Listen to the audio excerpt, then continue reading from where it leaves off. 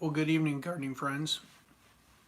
Just got back from Dad's house and prepping some stuff out there. I had all the kids with me tonight, which was nice. The older two, their work schedule is lighting up a little bit with the COVID stuff going on. They're not working as many hours. So I think this is the first time, actually, since this past weekend, that I had all five kids at the garden with me, at least through the week. And we got a lot done. They helped me water all my trays in. They helped me open up 8 of the beds that we've got plotted out. And we removed about 8 inches of leaf mulch from the beds. So we made a lot of progress tonight. The hope is that all that stuff will kind of dry out so we can actually get in there and start working and planting some stuff this weekend. We're supposed to get some rain, I think, tomorrow and next couple days. There's some chance of rain, but potentially this weekend things will clear off and we'll have an opportunity to plant. So anyway, excited about that. Um, yes, I am putting the kids to work. And it's amazing when I've got them all there how much we can get done if they're on board. Like their attitude's there, like they've got a mind to work and they apply themselves. For example, I got 13 trays in the greenhouse, and it's gonna have to water in all the seedlings and stuff. Um, we did the bottom water thing, so basically I had two watering pails or whatnot. We were able to take the tops off so you could kind of pour a lot of water pretty quick into the trays, and so I tasked 2 of the kids with that, and they got that done in like 10 minutes. It would have taken me a while going back and forth from the spigot um, to the trays and all of that, but they got it done really quick. Oh, you're. Hey, Frank, it's been a while, man. I'm glad to see you, though. Glad you're listening in. Maybe we'll be on here long enough that you can get home and participate a little bit. Um, but yeah, it's just amazing. And then when we got down to the garden beds, we weren't going to do anything. I was a little discouraged because the plan was to try to get down there right after work. So they were going to have dinner going and stuff like that. Well, my future brother-in-law and my sister decided to kind of drop in because apparently it's his birthday, which no one told us about. So we didn't have a card or anything like maybe we would normally do. But they dropped in and visited for about an hour, which consequently didn't get going on dinner till pretty much when I got home on some of the stuff. So we didn't. By the time all that was said and done, we didn't get out there till about 7:30. Kind of late. Dad was I think starting to pack things up. But anyway, we got to work, got into those garden beds, and literally within probably about 15 minutes, they had all of the beds raked out for me. I put them to work. Even the little one, my 7-year-old, she had a little hoe, was going and pulling back the leaf mulch, and so we can get things kind of prepped. But got all that ready to go. So we're getting closer to planting. I got gonna do some peas. We're gonna do potatoes. I got my onion sets will be here by this weekend. Onion plants rather, and then all the greens that are up in the greenhouse. And my dad's been real good. He's been taking the greens out during the day because the greenhouse temps will spike, like 100 and stuff like that. So he's been real good. He's been trying to get them out on the racks so they can get used to the breeze and stuff. I was excited. None of my tomatoes that I could tell were dead, so that's good. They made it through the night. I was a little worried about that because last time I took tomatoes out there that early, I ended up losing like half of them because the temps dipped down and they didn't like that. But apparently the space heater did work, kept things at like 60 degrees, and we were good to go. So, excited about that. But I guess along with that, with kids and stuff like that, and Tom, you know, you got kids. Frank, you got. I know you got at least one.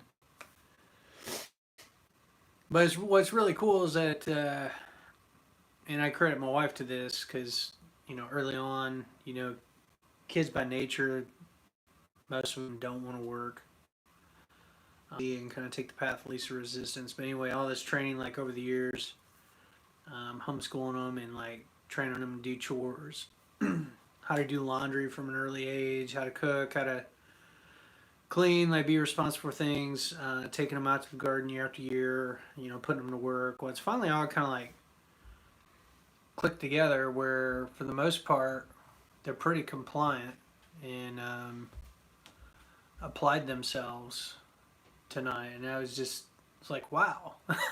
I do have a little bit of a workforce here, and I don't have to really pay them. You know, they're like motivated to help me this year, and so it's been really cool, and it's just made things a little easier this go around, at least when they're with me. Now there's times when they're not, and there's more of the work that me and Dad end up having to do. But I guess that's okay. Let's see if anything's sprouted. I haven't opened this tray up yet. So obviously everything's kind of barren. We're kind of in this betwixt and between growing stuff. But I did keep my tomato contest tomatoes here, babying them along. And we've got 6 contenders. They look good. There's a 7th one, 8. There's a couple that are sprouting out past that. I don't know if you see that. You got one down there. There's another one. One here. So when it's all said and done, might have 9, 10. There's another one.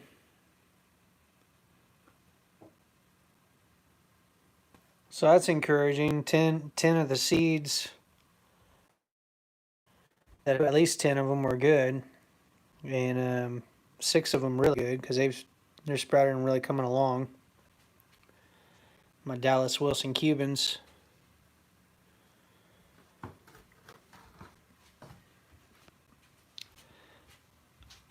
But initially, there was maybe only one. I was kind of bummed about that. I wanted to bring that variety back this year, so I started some more seeds about 5 days ago. And also another variety called Dester, because they weren't looking real hot either. So let's see. Looks like Dester's doing good. We got some good seeds there. There's a ton of them sprouting. So we're gonna let that go and see what comes up there, and then maybe transplant some sprouts. So that's good. I'm gonna do a whole tray of those because that's just an awesome. It's an awesome tomato. Really good. It's like an all-around. It's probably like the Supersonics, Tom.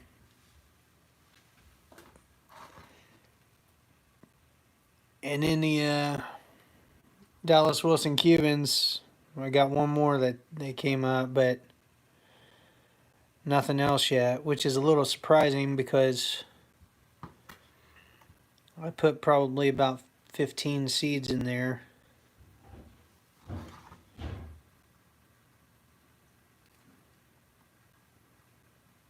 So I don't know, they may all come up yet, maybe tomorrow or over the next couple days. But now that we get some sprouted action, I'm going to leave the top off and just kind of let that go.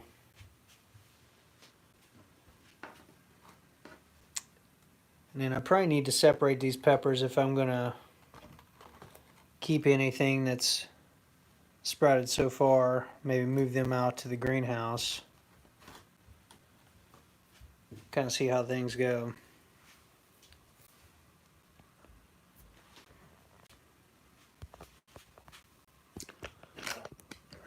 So we're out there in my sister's greenhouse. Oh yeah? What? You figure out a name for it? What you want to call it? I don't know if I told you what the genetics are of that, but it's basically a cross between the Buchalokia, Carolina Reaper, and Trinidad Scorpion. Those are the three peppers that the Scorpion Ghost Reaper. There you go. Yeah, it's we kind of planted them late last year, and I didn't get anything off those plants. I did, I think, two of them, and didn't get anything for. It was probably into September before anything really started turning red. And right, last year was not a good year for peppers. I don't know if I did something wrong, if it was just the weather conditions, but it just was not a good year. I had a hard press to save seeds from most of my varieties. Banana peppers did well. It seemed like the ones that were like the smaller, more compact varieties, the sweet chocolate, the banana peppers, the Thai, chilies, even the jalapenos, they did okay. But with the bell peppers, I didn't get a whole lot. Last year we didn't put a whole lot up at all. So I'm hoping that it will be a little different this go around, and we'll get a decent harvest. There's one I'm growing this year. I'm interested to see how it's going to go. And I may have included some seeds. I'm trying to remember what I sent you, Frank. Starts with a B. I want to say it's like Buena Mulata or something. It's a purplish pepper, like the foliage is a purple and it's got streaks of green. It's kind of a neat looking pepper. So I'm interested to see how that's going to play out this year.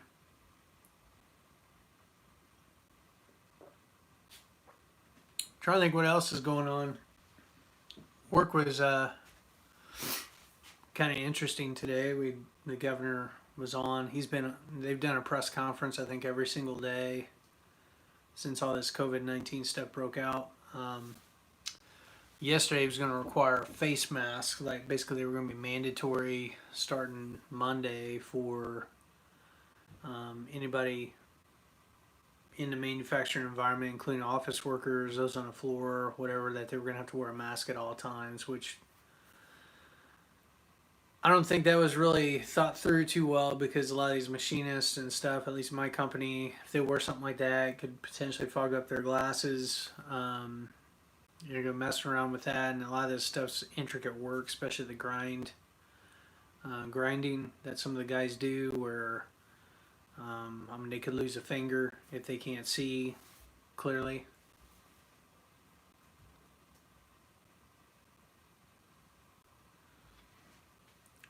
Yeah, I've heard of people doing that. I remember there's another guy. I'm trying to think what his name is. That's MHP Gardner. He's got a big channel. He does stuff in high tunnels and stuff, and he's overwintered peppers where he's cut them down, and pruned them back, but left them in place and let them grow. And then when they would come back like twice as fruitful. Yeah. Yeah, well, I guess there's a big old backlash from the manufacturing community, and so he kind of recanted on that point today in the press conference, where he's highly recommending that everybody wears face masks, but it's not going to be a requirement. which is good. But they can still, if you have a confirmed case or whatever, COVID, you're supposed to report it, and then they can shut you down for a period of time while they do the whole traceability thing, try to figure out how that person got it, and then you gotta have your facility cleaned, and then work with the health department to reopen and whatever. So there's still a lot of risk with what's going on, but at least it's, you know, it's not gonna be like super crazy as far as the mask thing. Which I need to show you the mask I got. That's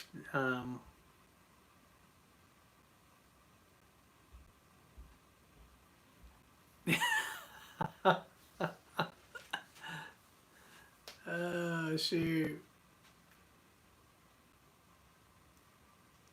We got those face shields. I guess you could wear one of them.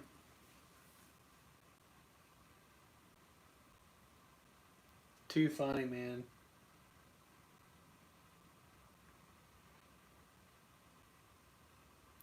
So what do you guys got going on?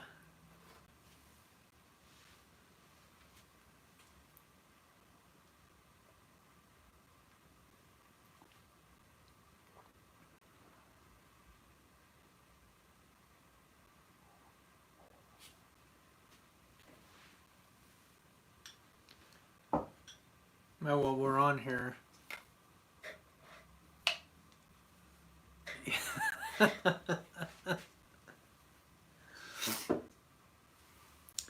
Yeah, I'll have to bring some azomite over to you. Maybe you could dust things a little bit and. Oh, shoot. My dad sent home a jar. He's wanting me to make up some of that Mid-Lighter Weekly feed for my sister. Her flowers aren't doing too well. I don't know what kind of mix she's got. The one didn't look like it had any kind of nutrients in it. And so her sunflowers that she had started are starting to turn yellow, which definitely like a deficiency, you know, nitrogen or something that they're not getting. I don't really grow flowers. You know, the idea is appealing, but I actually haven't really done anything with them. But she's into flowers, and so her greenhouse, she's got all kinds of stuff going. And again, the sunflowers, for whatever reason, just don't look real good. And so Dad, we were talking, and so he sent home a mason jar for me to make up the mix. Can show you. I already showed you once.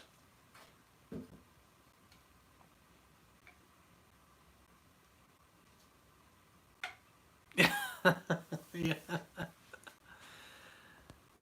These buckets I got from Tractor Supply, which I'm liking.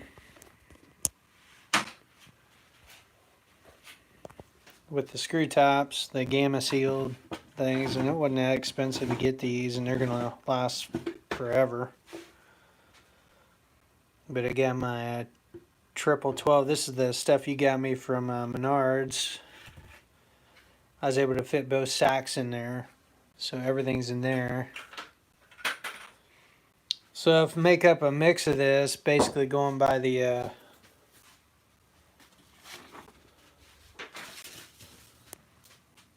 recipe sheet.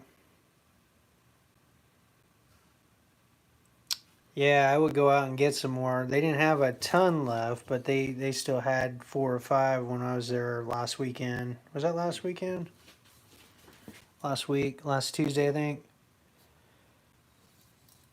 But to make the 1 pound, which I'm gonna make for her tonight, so I had 2 cups of the NPK, 1/3 cup of the Epsom salt, and 3 teaspoons of the mineral packet, and then I'm also going to throw in a couple of teaspoons of lime to coat the mix.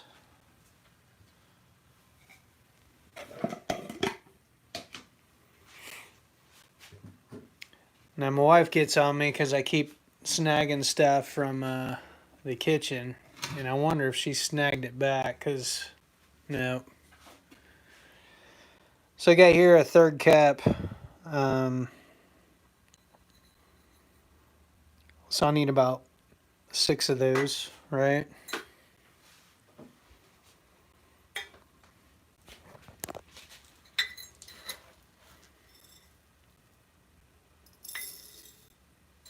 What I should do sometime is like weigh this out or just kind of mark it on the jar, like what level it comes up to, and then I can just fill it without measuring it a whole lot.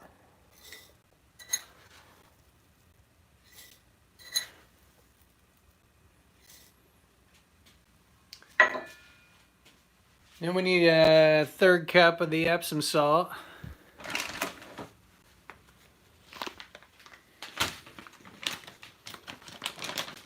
So I'm kind of open that up.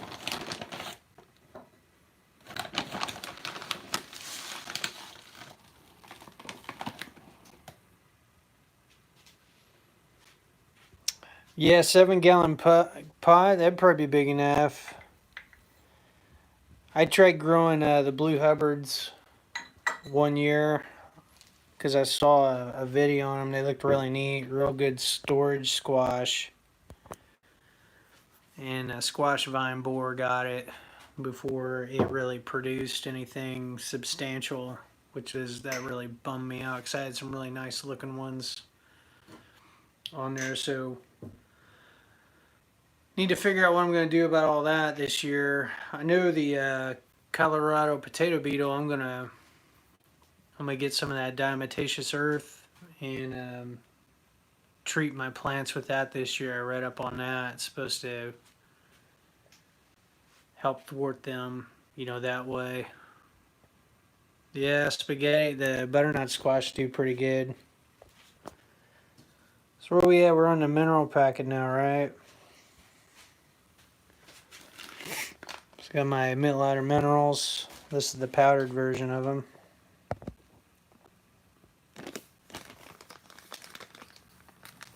Yeah, I actually have some Red Hubbard. I think it's Red Hubbard seeds. They grow about as big as the Blue Hubbard.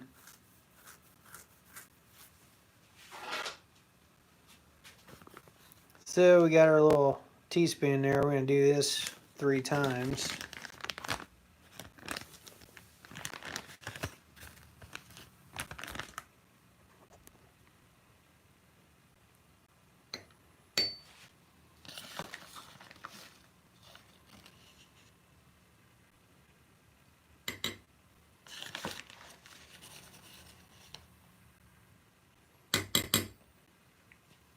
And then the last thing that we want to put in there is some lime. Which, my other Gamma bucket underneath this, I got 50 pounds of lime in that bucket. But I also have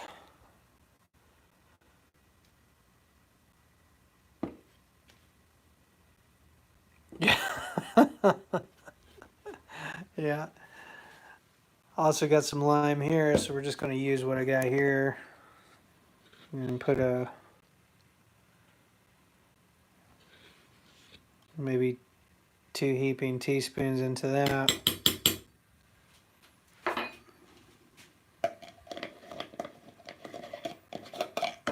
Whoops.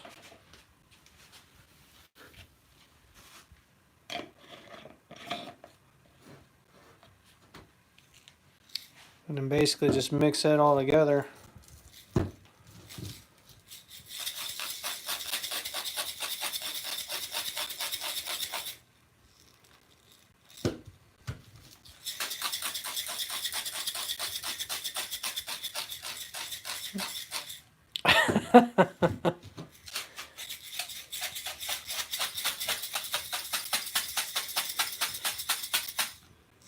That should last a while.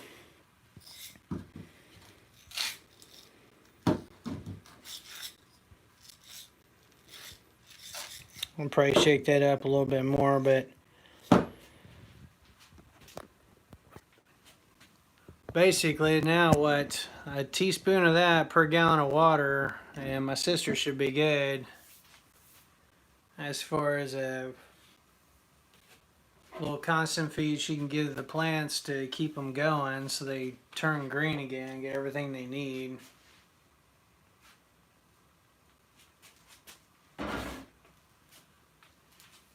Yeah, it's pretty economical, I think.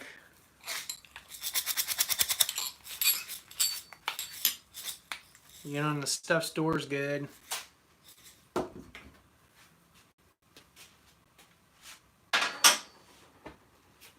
mean, I got enough definitely for the season.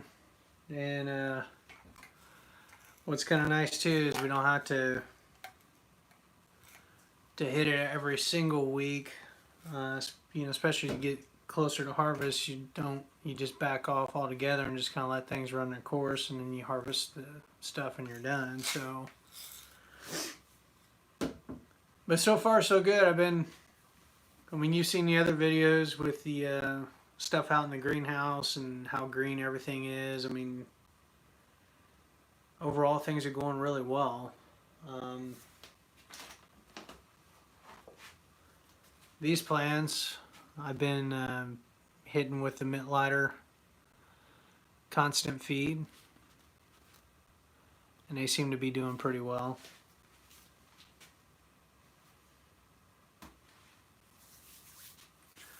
So yeah.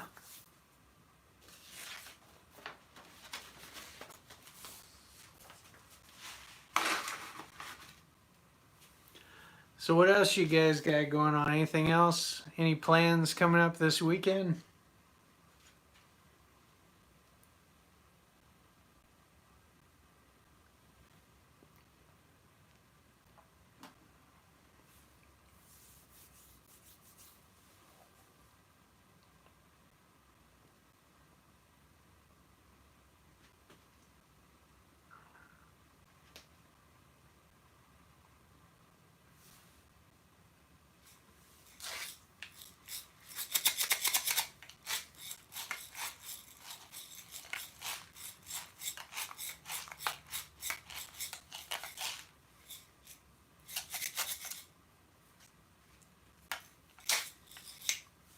Man, you're on it, Tom. You're ahead of me. It's going to be another couple weeks yet before I get any cucumbers going. Do need to get my grow boxes.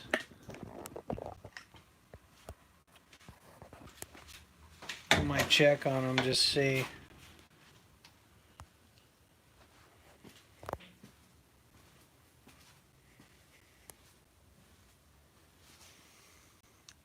Kind of stretching for light now.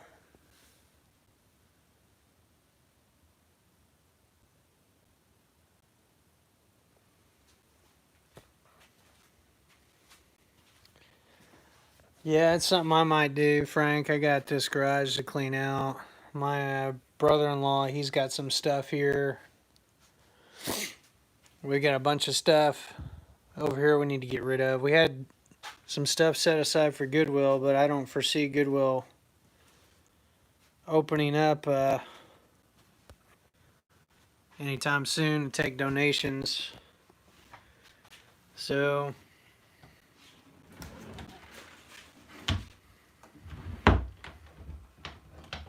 yeah. Yeah. I could have hung them out there, huh?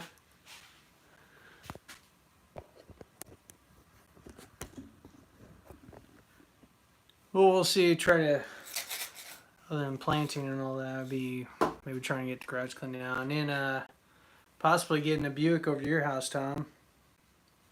Depending on how things go.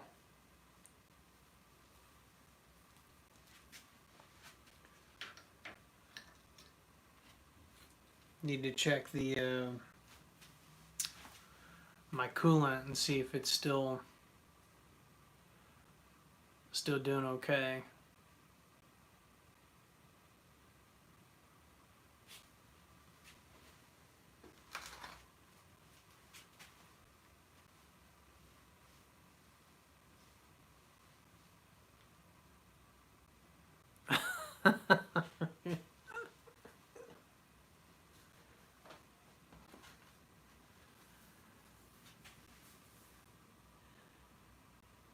Yeah, I may eventually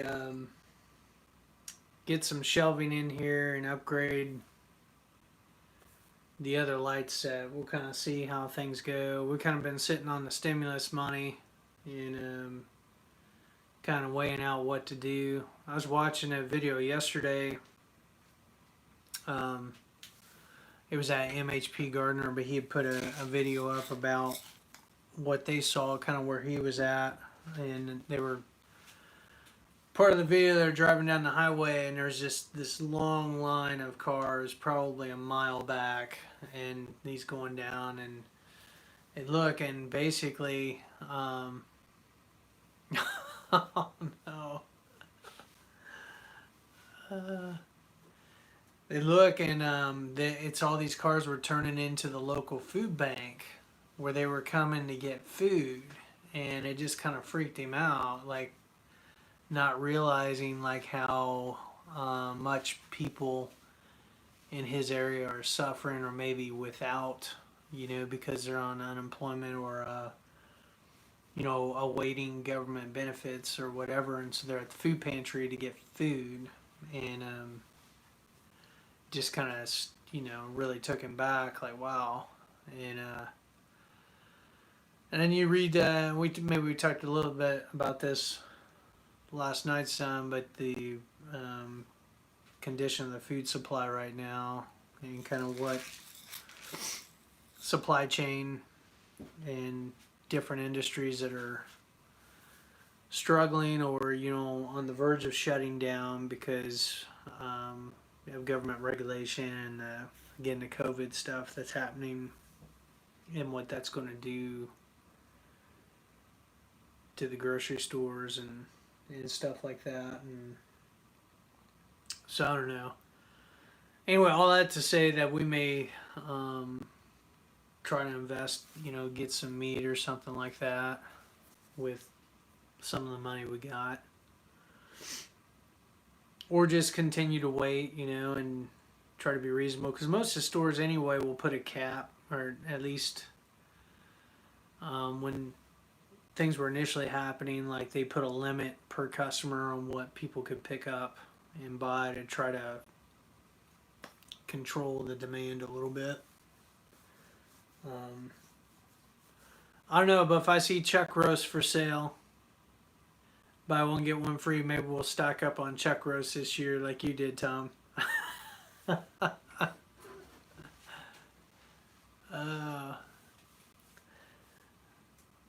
Other than that, the other big thing that's kind of been in mind is thinking about my daughter, and she graduates this year, and thinking about college, higher education, and stuff like that, like what she should do next year. Yeah, I will if I see him on sale. But I guess one thing, like we definitely living in a different time. Where like the whole higher education model is somewhat outdated and unsustainable. It's overpriced. The degrees, depending on what you're going to school for, a lot of them just aren't worth. It's not worth the investment. Um, Being saddled with potentially a mortgage payment, the equivalent of for 30 years. It's unforgivable. That you will carry with you until it's paid off. Relative to what you can command in the marketplace, it's just there's better ways of making a better economic decision, right?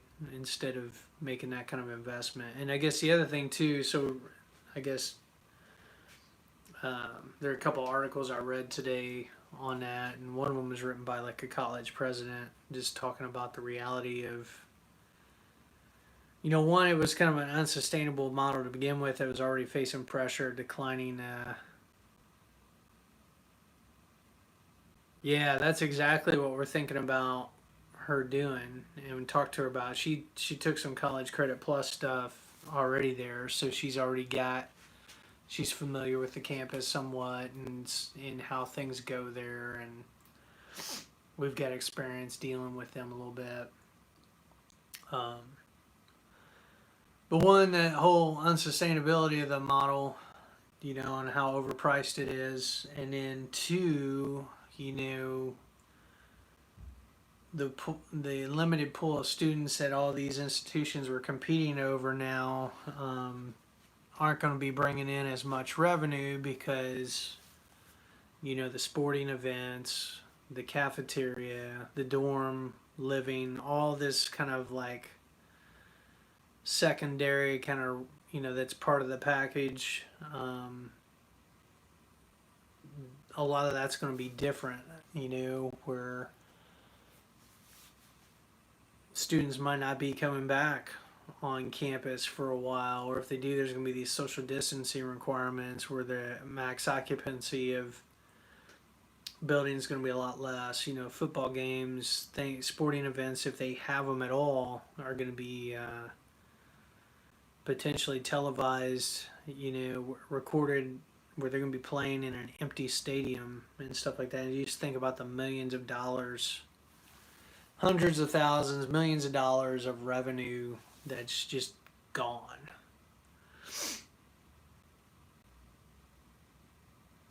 Yeah, I read that Urbana University is not going to be in existence after this, and I guess they foresee that a lot of these institutions that were, operating on kind of razor thin margins because of how competitive things are, a lot of those, they're either going to consolidate or they're going to close their doors, and just fold altogether. And just things are going to be radically different. And then I guess on top of that, you get all these other alternative learning platforms like LinkedIn Learning, Udemy, I think is what it's called. Yeah. So it's going to be just a radically different landscape. So the idea that, trying to get her into a 4-year school and then one, like, not really getting your money's worth to begin with, and now, these schools that maybe weren't really good at facilitating like online classes and stuff are now having to come to grips with the new reality, and professors that were kind of,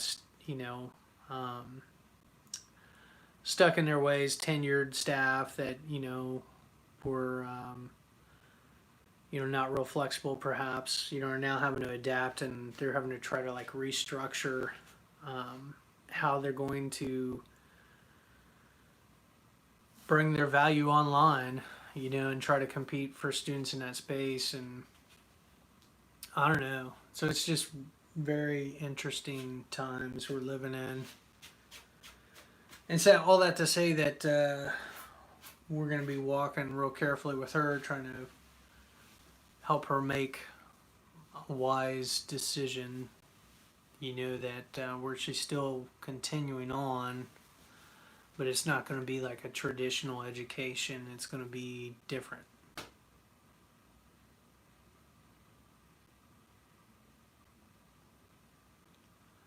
Yeah, that's unfortunate too.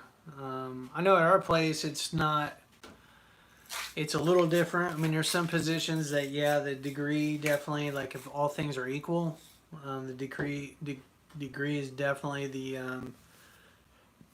would be a determining factor. But with that being said, at least on our business development side, a lot of that we're typically we'd run into candidates that got, the degree comes into play, whatever. The deciding factor is really not just how they interview, but it's on, I guess, the job simulation that we have set up for a lot of these roles, where they come in and basically part of the interview process is we put them through a job simulation or a role play just to see, can they think on their feet? Like, can they interact appropriately with people on the team? Just kind of get a snapshot of how maybe they would do in the role, how they handle themselves and stuff like that. And that's been real revealing on that. And then a lot of it's just based on like what they've done too. Like,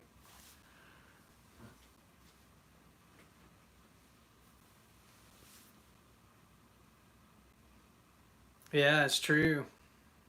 Um, and a lot of employers will do like the on the job stuff, where the key thing is they if you got the right attitude and stuff like that, and are teachable, and have a basic skill set, they can train or teach the rest. You're either going to pay for it up front, where someone's coming to the table with all that training and education, or that's terrible.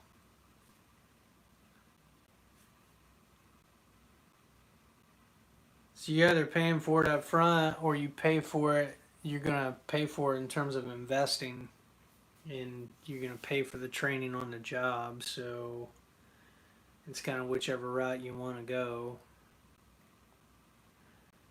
At least that's how we've been operating, which is a good thing, I think.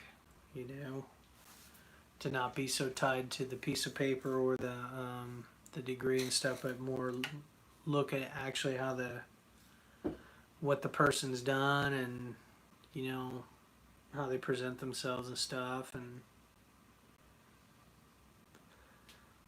so anyway, it's gonna be interesting. We'll kind of see how this next year, well, how the summer unfolds, and then next year. I mean, depending on how things play out. I mean, um, I don't know. It's going to be interesting. Um, but all that to say that, I mean, we're not worried about it. I mean, worst case scenario, she just does another year, kind of quasi homeschool here at home, and we've told all the kids, like, mooch off us, or stay with us as long as you can.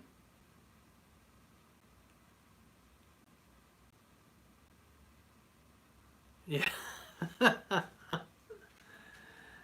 Yeah, it does depend. It does, you know, they're definitely a different quality, depending on like what kind of education you got early on, or what kind of foundation you've got. It does make a difference. And we try to get it where the kids enjoy, like they want to learn, like we try to appeal to their interests and stuff, and then kind of tailor things to that, and where they're kind of self-driven, and can kind of give them their to-do list, and they can go at it. And then if they have a problem or question, they can come back and talk to us to get the answers, or get redirected, in the way they should go. And it's been good. So, but excited about this year regardless. I think of all of the years as far as vegetable gardening goes, like this would be the year that I probably have the most help. That they're the most engaged with it. Like actually, it's taken on a greater purpose with everything that's going on, and we just have more time.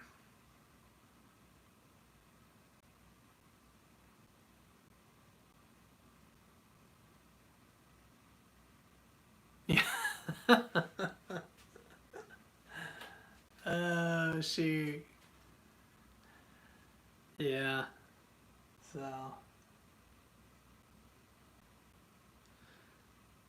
trying to think what else is going on. I guess on what was I reading this morning?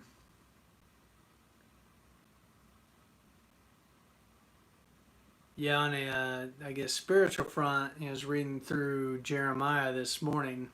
I think chapter 15. But the whole context of the book is basically the southern kingdom of Israel. Judah is basically going to be going into captivity because of their unfaithfulness and sin and stuff like that. And the Lord's calling Jeremiah to basically warn the people and preach an unpopular message and all that, and tells him up front that people aren't going to listen to you, and but I'm going to make you like a basically like iron, like I'm gonna be with you and strengthen you, and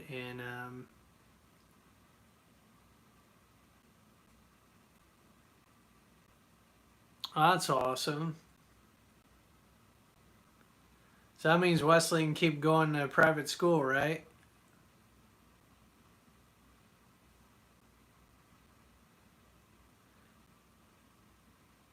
So anyway, I think it's in chapter 15. There's an interesting verse where, because basically there's these exchanges then between Jeremiah and the Lord. You know, Jeremiah's known as the weeping prophet because he was grieved over the message that he was having to give. Not only that, but he, you know, that's awesome. He was also grieved because he knew what was going to happen. You know, the Lord's word was going to come true, and they were going to go into captivity, and just a lot of horrendous things were going to happen. And he saw all that. And anyway, so he was having this kind of discussion with the Lord on different things, and the Lord kind of just revealing kind of the why behind the what, like why they were going to be going into captivity and all of that. And gets to chapter 15, and there's an interesting verse where he talks about how basically he ate the scroll, or the God's word. Like the visual is that he's taking it in, and its nourishment for him becomes a joy to his heart, right? And like he just um, sustains him basically.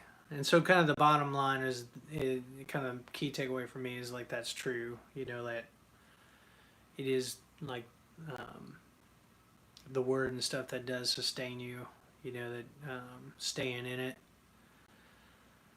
studying it, meditating it, believing it. Meditating on it, believing it. Obeying it. Um, it does become a joy. It becomes a source of strength and stuff like that. And then you take that forward in the New Testament. You know how the Word became flesh, right? Like how, Christ. There's just a lot of cool tie-ins with all that. But that was the main takeaway: is just holding fast to the Word, um, trusting it, applying it, meditating on it, keeping it kind of front and center, and that ultimately it's going to sustain. It's going to be what sustains us in this time, especially with all this uncertainty and a lot of craziness that's going on right now. It's really easy. I mean, we know people that are just like really scared. They're afraid. They're suffering. There's just a lot of uncertainty. People that have lost their jobs, just wondering where this is all gonna head to. But it's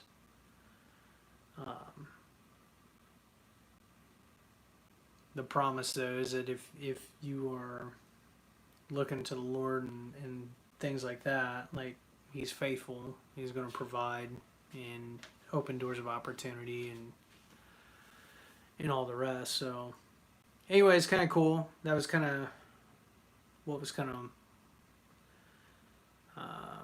mulling around today, or wrestling with a little bit, chewing on it. So, I hope things are going well for you guys out there with all that, and hopefully that you guys can relate to that.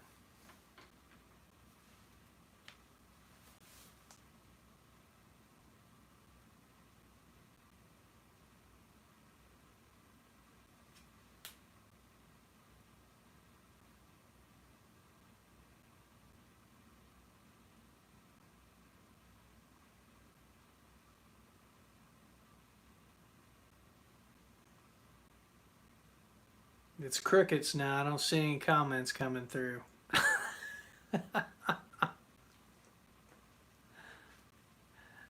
Speaking of, I've been hearing the frogs here lately. We got neighbor behind us has a little pond, and you hear them kind of doing their thing. Yeah.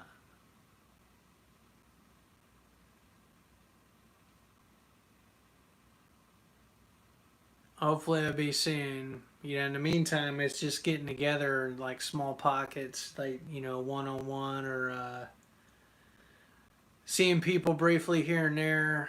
Um, but definitely not the same, as being as far as having the freedom, not having to worry about anything, and getting together in a little bit larger group or spending a little bit more time doing things together. Yeah.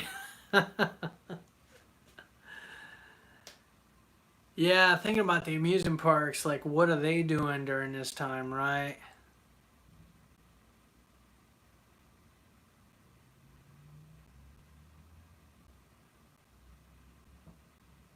Yeah.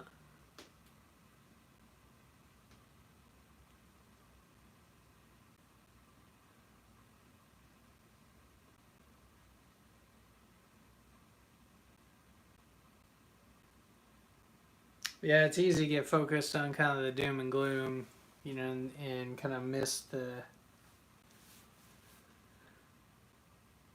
um, the things that are, positive, things that the Lord is doing, in this time. And um,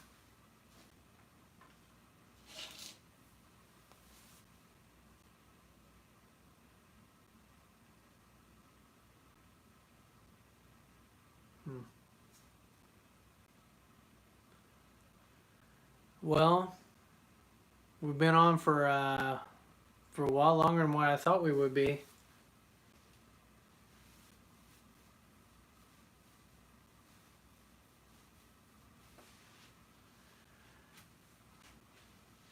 It could be automotive diagnostics.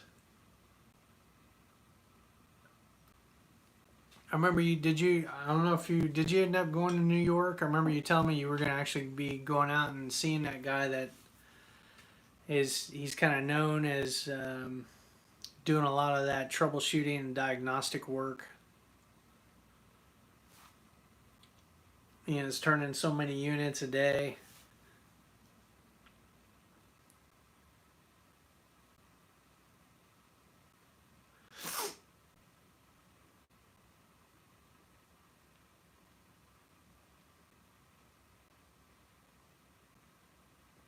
And that does seem like stuff like you're really good at, like tracing back the root cause. What?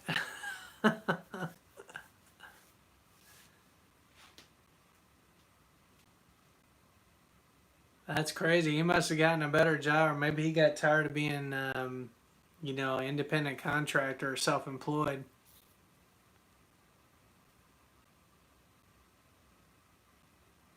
Yeah.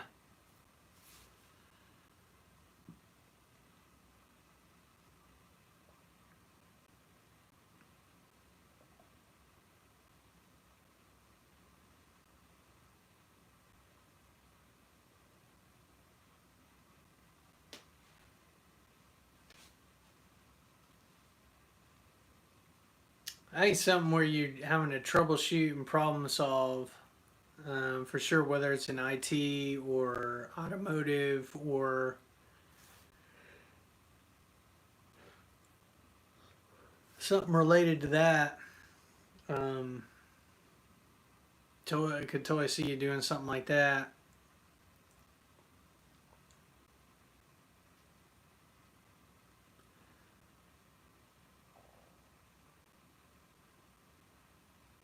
Or let's see.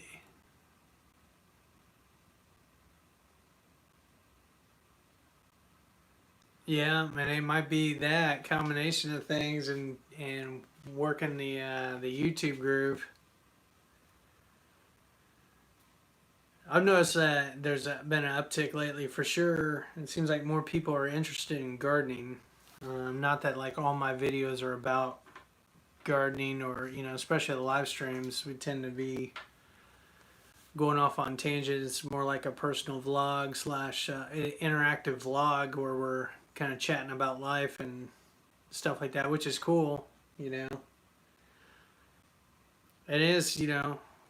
We can do really whatever as long as it's legal. It's not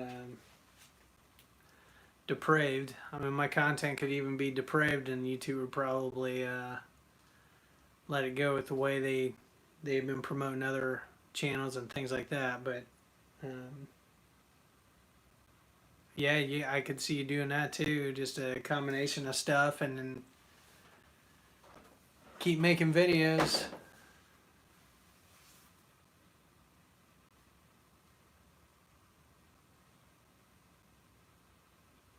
Yeah, that's just.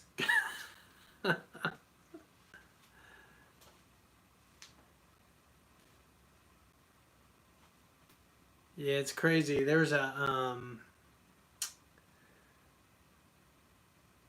article is on leadership. It's in the Harvard Business Journal. I came across that at work today. It's pretty good. It was talking about the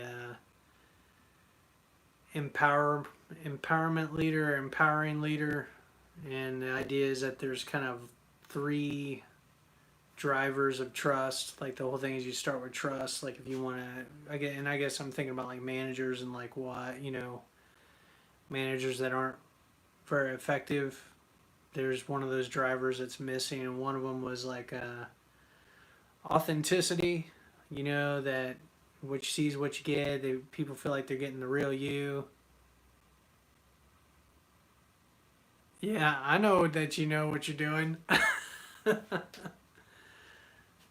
But authenticity is one where and that's a big trust factor, that people feel like you're not withholding information, or they're dealing with the real you.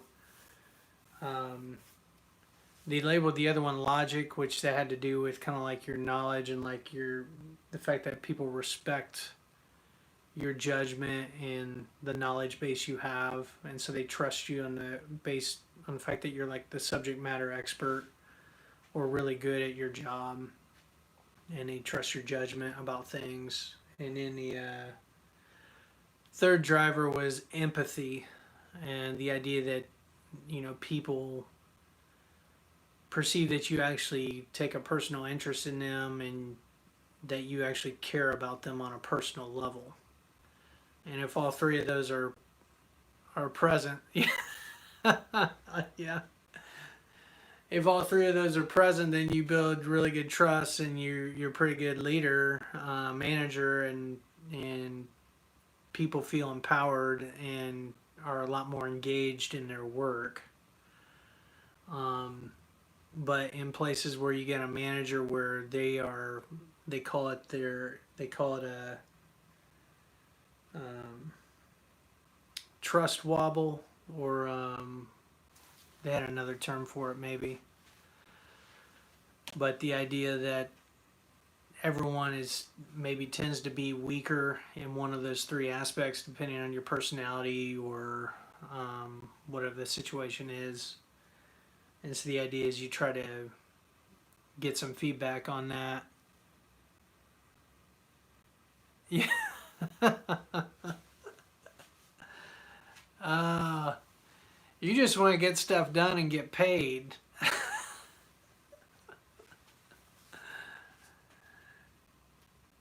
Which, hey, that's the kind of job we gotta find for you, is a job where they trust you to do the job, they give you interesting work, and then they let you go and let you get it done and get results, and more project based, instead of caring about the process and nitpicking you and micromanaging everything that you're doing. Um, but anyway, it's an interesting article.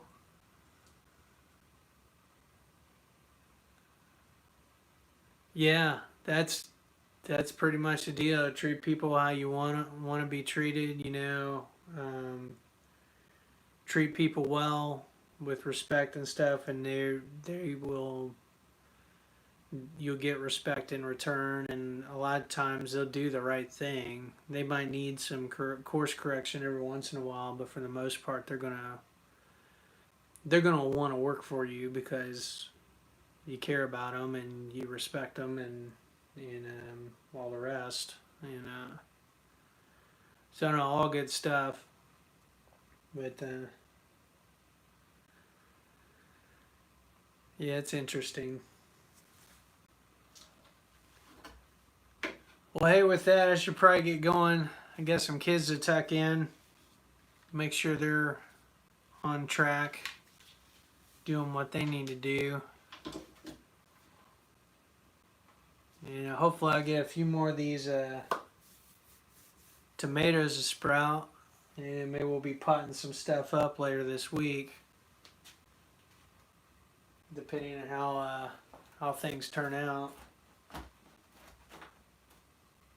And hopefully the weather cooperates and I can get some planting done this weekend. So, anywho, I appreciate you guys hanging with me. It's been kind of neat chatting here. And you guys have a good night. Maybe I'll catch you on the next one, or video or email or whatever. So, until next time, happy gardening.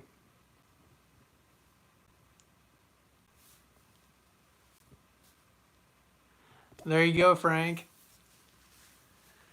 Well, maybe I can get you some more seeds.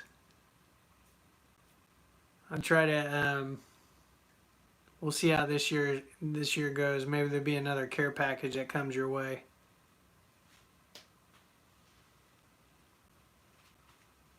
All right, man. We'll see you guys later.